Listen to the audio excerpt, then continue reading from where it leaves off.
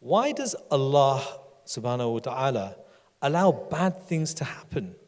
If He is so merciful, why would He do that? Bismillah ar-Rahman ar-Rahim. So the first thing that we need to remember is our position with Allah subhanahu wa ta'ala. If we bear that in mind, then it becomes clear.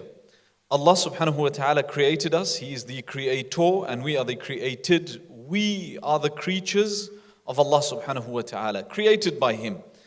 In the Quran, Allah subhanahu wa ta'ala says, لا يسأل عما يفعل وهم يسألون. He will not be questioned as to what He does, and they will be questioned.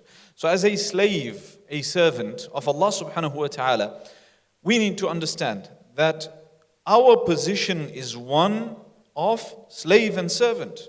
We render our lives, we render our actions and everything that we can for Allah subhanahu wa ta'ala. Secondly, there is no denying that everything that happens with the decree of Allah subhanahu wa ta'ala. So it is ultimately allowed and permitted by Allah subhanahu wa ta'ala.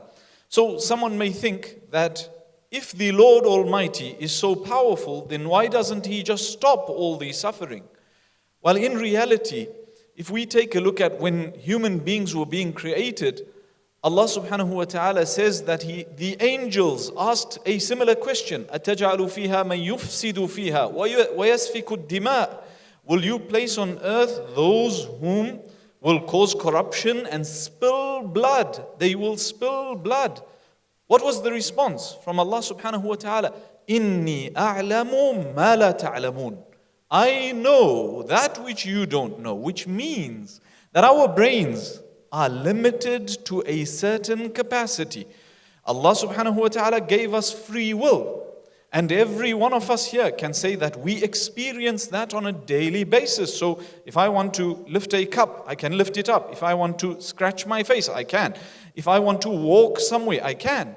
So Allah subhanahu wa ta'ala gave us free will, but everything was decreed before it came into existence, and there is no denying this fact. How the two work together is beyond your and my mind. And what does that do? That is where we say we submit to Rabbul Izzati wal Jalal. We submit to Allah subhanahu wa ta'ala. Our minds are too small to fathom the reality of this. Secondly, I'd like to add that you may think that what is happening is terrible. It is evil, it's bad. But why do you attribute that evil to Allah subhanahu wa ta'ala when you have the remedy as humanity in your hands? Allah subhanahu wa ta'ala gave you the remedy. He gave you the ability to do something about it. So why are you talking about God's position? Talk about yourself and what you've done and what you can do. ظهر الفساد في البر والبحر بما كسبت أيدي الناس. The corruption has spread on earth by that which the hands of men have achieved, have attained and earned. Is it God that pressed that button to send a missile and bomb children? Is it God that pulled that trigger and killed that child? Is it God that did all of these atrocities? No, it is a human being. So why do you attribute to God that which you did yourself? So, barakallahu feekum, may Allah subhanahu wa ta'ala grant us the understanding.